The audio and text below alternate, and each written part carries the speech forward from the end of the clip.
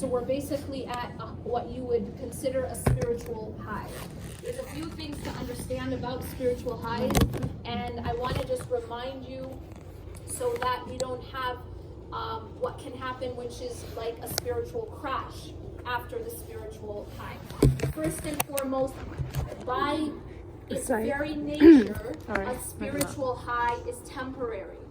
The Prophet ﷺ, there was a time when Abu Bakr radiallahu anhu and Hanzala came, another companion radiallahu anhu, came to the Prophet ﷺ, and they were really worried, and they said to the Prophet ﷺ, we've become hypocrites.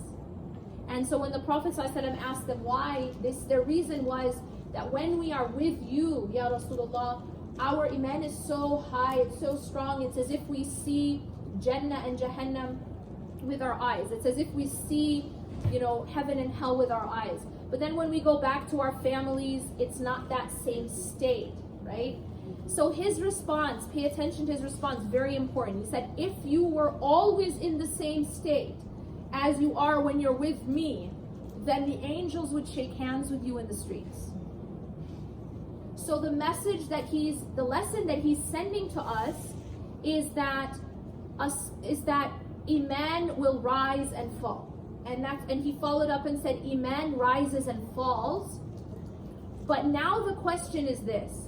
We know that we're not always going to be possibly at the same high level that we might be in Mecca and Medina, at Umrah, in Ramadan. But the question we should be asking ourselves is, how do we prevent a crash? Right? Because even if we're not at the same level, like they weren't at the same level when they were with the Prophet ﷺ, but they didn't go down here either afterwards. So the question is, how can we live our lives and put in a structure in our lives and a habit in our lives, a prescription to make us still be up here, even when it rises and it falls? Does that make sense? So the first thing is just to recognize that, okay, you might come back from Umrah and you're like pumped, okay? And then you're like pumped for, maybe a week, maybe 2 weeks, and then you start to kind of be like, I don't feel the same. And some people at that point will get very upset. And they'll become very disappointed with themselves. And they might actually become, this all or none will start to creep in.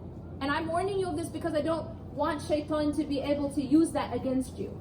Oh, you're not at the same level. You're not praying tahajjud every night. You used to pray tahajjud every night. You're not reading as much Quran. You know what? You're worthless. You're basically worthless. You might as well just stop praying altogether. You understand? So shaitan will use this against us, this all or none attitude. Okay? So don't let that happen. You will naturally rise and fall in your iman, but Allah is so merciful, and Allah has given us Ramadan coming in April, inshallah. So it's not that Allah just leaves us, but don't fall into despair if you find some fluctuation in your state. That's the first lesson. Now the question is, how do we still keep our state good, generally, even with the fluctuation? And the answer is, it has everything to do with our regiment. Our regiment. So look, if you look at the physical world, your physical health is going to have everything to do with your physical regimen. What do you eat every day? What do you drink every day? Do you take your vitamins? Do you exercise? You understand? So the physical regimen has an effect on your physical health. In the exact same way, your spiritual regimen has an effect on your spiritual health. You are what you eat. Okay? So whatever you're consuming, and whatever you're consuming into your spiritual heart is going to have an effect on your spiritual heart. Just like if all you're taking is junk food, or if you're drinking poison regularly, it's going to have an effect on your body.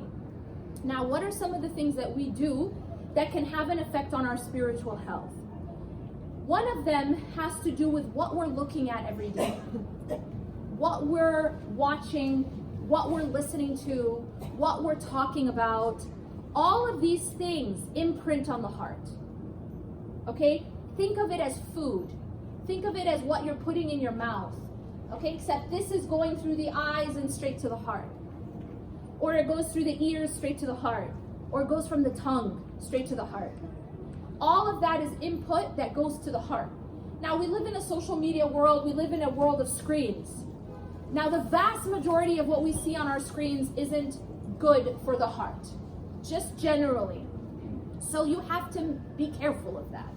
And you have to just remember that whatever you're taking in, it's going to your heart. It's not going to my heart, it's not going to your neighbor's heart, it's your heart. So it's actually you who gets affected. So just be very mindful of what's going into your eyes. Be very mindful of what you're listening to, mindful of what you're talking about. Because all of that, it ends up accumulating on the heart. Now, of course, Allah subhanahu wa ta'ala is the most merciful, and we can clean the heart through istighfar, and we must, because we're human. We're never going to be perfect. Again, don't fall into despair when you make a mistake. We're human. But just do your best to guard your eyes and your ears and your tongue, because all of that is input. Another thing to keep in mind is that when it comes to social media, and just like our normal routine of being on our phones and basically seeing a lot of screen time, whether it's what we're watching or what's on our newsfeed, is that there is a spectrum, okay? There's things on this side which are just clearly haram, right? Which I don't need to tell you about. You all know it's clearly haram. Pornography, for example. Then there's like over here, where a lot of what we are just used to seeing is basically soft porn, okay? Like nowadays the programming, on Netflix or whatever, it's just basically porn, but they don't call it porn, right? So the idea is that watching these things affects the heart. That Allah subhanahu wa ta'ala told the believing men and the believing women to lower their gaze and guard their chastity for a reason, because our eyes are the window to our hearts. So guarding what we watch, and I know it can become just like run-of-the-mill, you just get used to it, but recognize that has a direct effect on the health of your heart. That when you see something haram, it's like a black spot gets put on your heart. This is called ran in the Quran. Anytime we commit a sin, and there are sins of the eyes just as there are sins of the limbs. Anytime we commit a sin, Allah says, كَلَّا بَلْ رَانَ عَلَى قُلُوبِهِمْ مَا كَانُوا يَكْسِبُونَ. That there is a stain that gets put on the heart from what they do. Now, when a heart gets covered with stains, it becomes a sick heart, and eventually can become a dead heart. So we want to keep our heart healthy and alive. That's our ultimate goal. Because Allah subhanahu wa ta'ala says, there's a very beautiful long dua of Ibrahim alayhi salam, وَلَا تُخْزِنِي يَوْمَ يُبْعَثُونَ يَوْمَ لَا يَنْفَعُ مَالٌ وَلَا بَنُونَ إِلَّا مَنْ أَتَى اللَّهَ بِقَلْبٍ سَلِيمٍ. So he asks Ibrahim alayhi salam, do not disgrace me on the day when everyone is brought back. The day when nothing will benefit anyone from wealth or children. Wealth and children. Children at that time was basically a symbol of power. So your wealth and your power isn't going to benefit you at all. إِلَّا مَنْ أَتَى اللَّهَ بِقَلْبٍ سَلِيمٍ. Except for the one who comes back to Allah with a heart that's sound and healthy.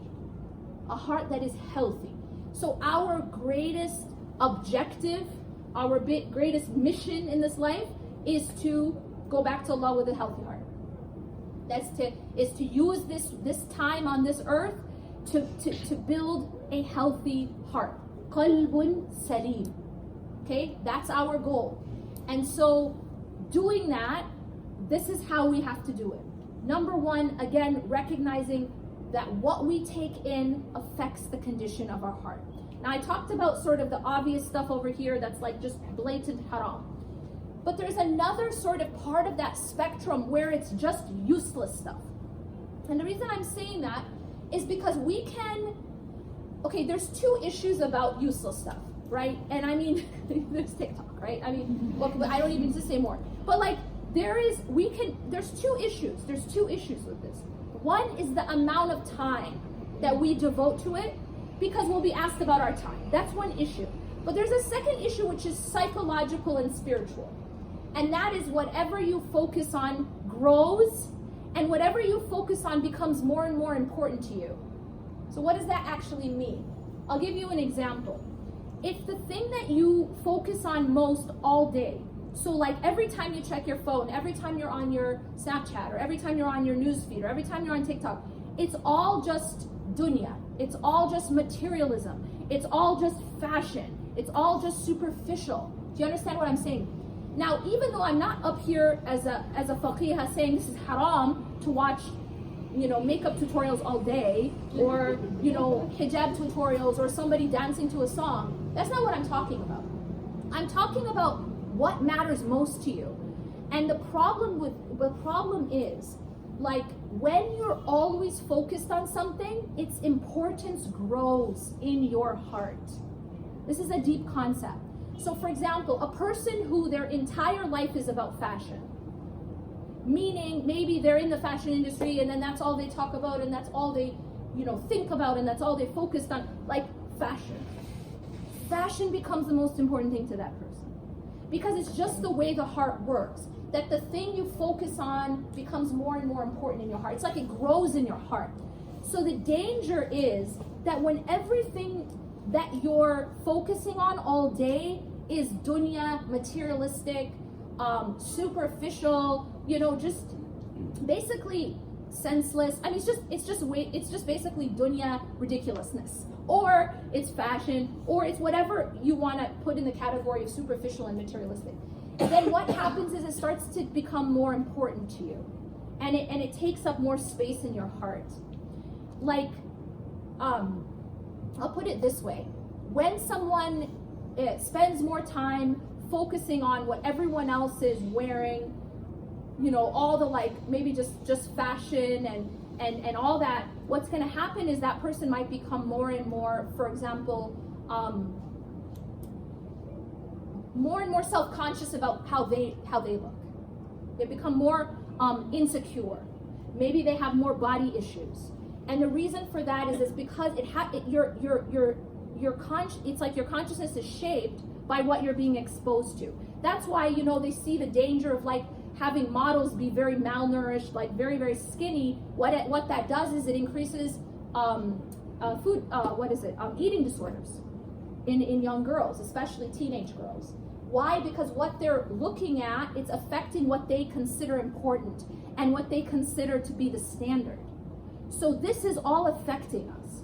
So the take-home message here is, think about your news feed and your media, social media usage as your refrigerator at home, okay? So some fridges, you open them and maybe it's full of really healthy food. You got a bunch of organic greens and it's very healthy, all right? Another person, you open that fridge and it's just a bunch of bottles of poison, maybe some rotten cheesecake, some rotten bread. Here's the thing, you're gonna eat whatever's in that fridge. Understood? That's what you eat.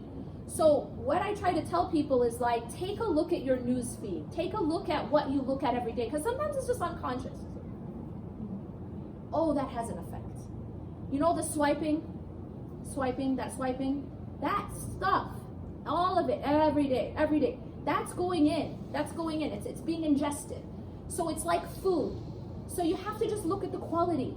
Just look at the quality, because it's like opening your fridge and checking the quality of what's in your fridge, because that's what you're going to eat that day, right? That's what you're going to drink that day. Some people's fridge is full of poison. Some people, maybe it's not all the way to be poison, but it's really rotten cheesecake. But that's still what you're going to eat that day. So you can think of what it does inside of you. Is that making sense? So you can I would say clean up your fridge. That's honestly, you clean up your fridge, you clean up your health. That's just how it works. So you clean up your fridge, and it's going to change your heart, because that's what you're taking in as your soul food. That's your actual heart/soul food. That's some of the things that kills the heart. Okay. What else kills the heart? So we said sin, and we said poison that's coming in through the eyes, the ears, the tongue. We said that what we focus on becomes, more significant to us, and so changes sort of the wiring of what matters most. The other thing that can kill a heart is ghafla. Ghafla means when you turn away from the remembrance of Allah. So you actually do not. Now this is another way that kills the heart, through starvation and suffocation of the heart. So I talked first about harming the heart through poisoning it, or the stain of Ran, dirtying it, basically, and then it becomes sick and dead. Another way to kill the heart is by suffocating or by starving the heart from the oxygen and the food and the water of the remembrance of Allah. Okay, so first thing I have to give you and leave you, inshallah, with is the salah. Because, there's people, everybody's at different levels and everybody's kind of has different practices. But one thing that you have to know is that the salah is the oxygen of the spiritual heart. So if a person is not consistent with their salah, it's just the same as someone who's not consistent in breathing. They're just not, I breathe every once in a while. All right? Or I don't breathe at all, I only breathe in Ramadan. Okay? I breathe when it's convenient. I breathe when I'm not too tired, right? I breathe when I'm not sleeping. I breathe when it's not, Fajr time. It doesn't work that way. You have to breathe to stay alive. And salah is the same way. So salah has to be a non-negotiable just as oxygen is a non-negotiable. So that's the first thing. Dhikr is what keeps the heart alive. The remembrance of Allah is what keeps the heart alive. Why do you feel so alive internally here? Because you're constantly remembering Allah. Why do you feel more alive in Ramadan? Because you're constantly you've increased your Quran, you're praying Taraweeh, you're watching lectures, whatever people do in Ramadan, plus you're fasting. So what you've done is you're taking care of the heart. You're giving it nourishment, you're giving it oxygen, you're not depriving it. And then you're cleaning it, you're polishing it. So to keep the heart alive, you need the remembrance of Allah. First and foremost, the salah. Salah is, not only is it a non-negotiable, but it was prescribed at specific times for a reason. So this also is something that has to be a non-negotiable. I know a lot of people have busy lives. It's very interesting the way that we live our lives in Mecca and Medina versus how we live our lives outside Mecca and Medina. What do you notice about Mecca and Medina? When we tell you that we're going to have a class, how do we tell you we're going to have a class? We say it's after Asr. Or you meet someone, let's meet after Isha. We'll do tawaf before Fajr. So what's the pillar of your day? The salah. That's actually how it's meant to be. Like in our everyday life, that's actually how it was meant to be. Is that we structure our lives around salah, not the other way around. It's like the way we usually live is that we have our lives as the pillars. We have a meeting at 12, we have school at this time, we have soccer practice at this time, our kids have this appointment, that appointment, and then if and when we have time in between, we stick the salah. But salah isn't really the pillars of our day. So if you change that and you make salah like a pillar,